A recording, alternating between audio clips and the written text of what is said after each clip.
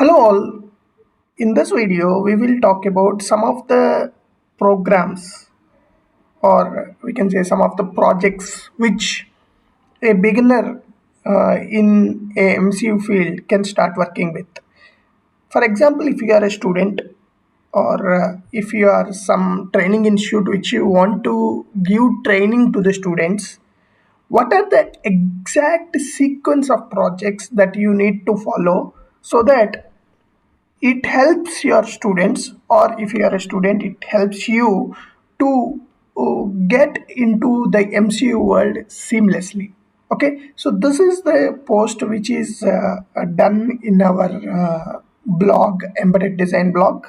Okay, and you can follow the exact sequence of the projects that are listed here, and slowly from a beginner stage you can get into medium level, and then post all these projects you can say a bit on the MCU. Let us get into the list.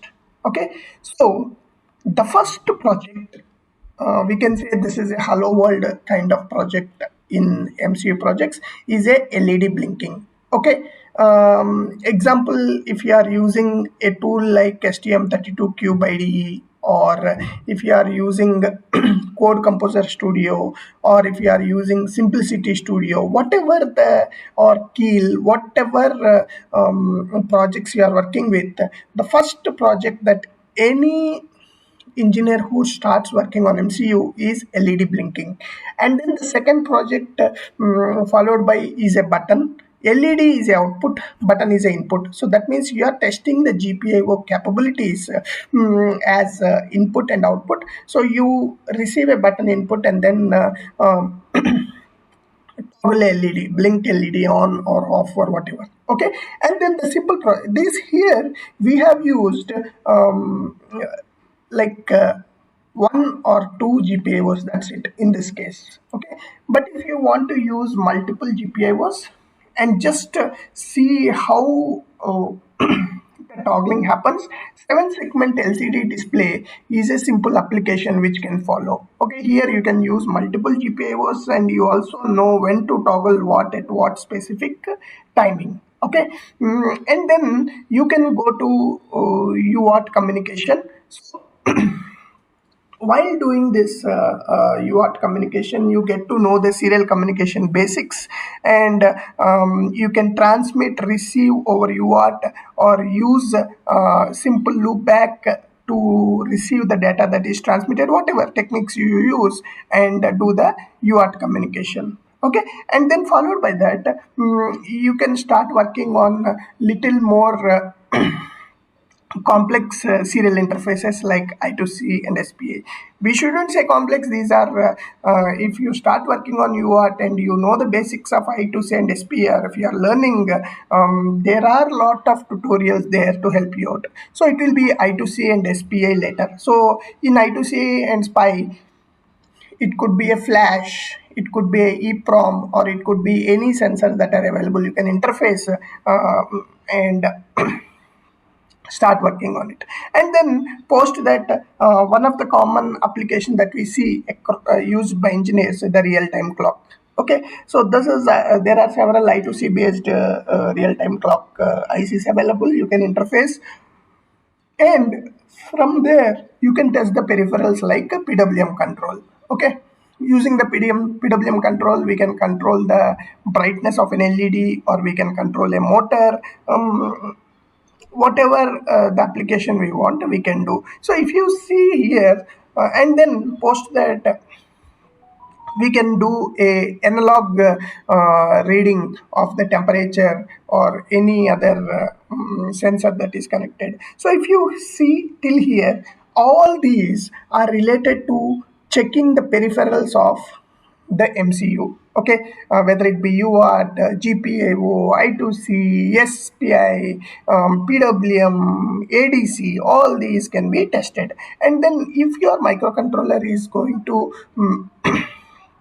support the low power, so you can try bringing the microcontroller to a lowest possible power state and check the currents that are being drawn, and then move between different states, power states, and see how the current is varying. And you can also estimate of how much a battery can sustain. If a particular application is a battery operated, how much time the battery can sustain, you can actually get a view. So that's on the low power side. And going to little complex interfaces, to say like where you need a little more detail, go into specific data sheets or interfacing a LCD. So this is just a simple 16 cross 2 alphanumeric LCD.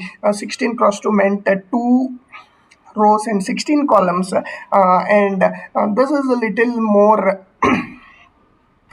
driver related application you might have to write. There are again several examples available, you can actually pick it and write it. Okay, so this is a simple LCD which you can interface. Pause that.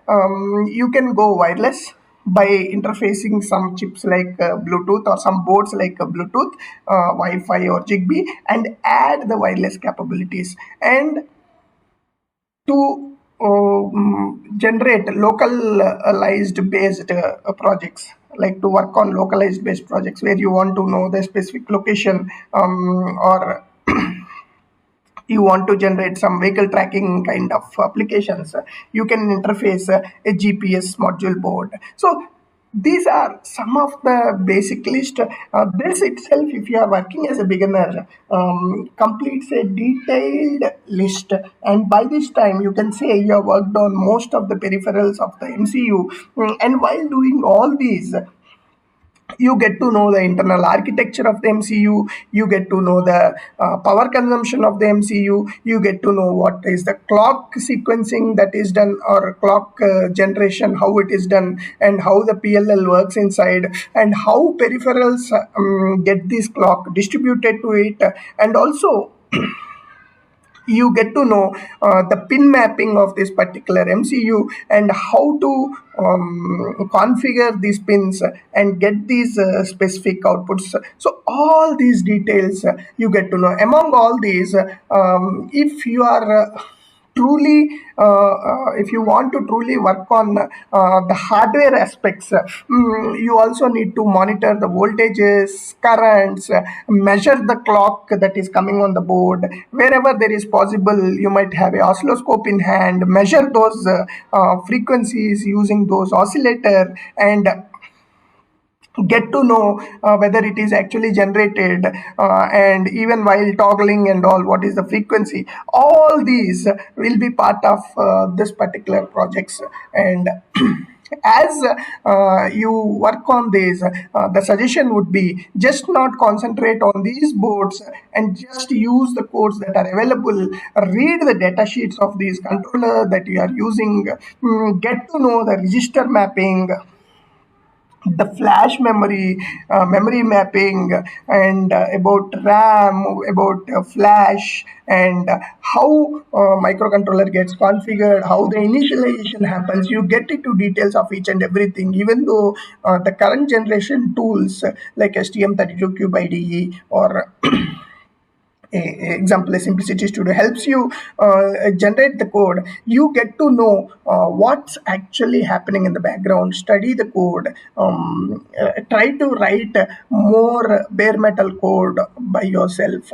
Wherever drivers are available which involves little complex interfaces, it might take time for you, but try to write more code on the register level, rather than relying more on codes generated from somewhere. That helps you get a grip on the MCU, and definitely following this sequence of things and what are and the things that we have mentioned, you can definitely become you can cross the beginner stage and you become more confident on the MCU. Especially students can be job ready when they cross the stage at the end of their engineering studies. Okay, please post if you have any questions, anything you want on this specific topic. Please post the questions. We are here to help you, and you can visit our blog, Embedded Design blog. and get this post from there. Thank you.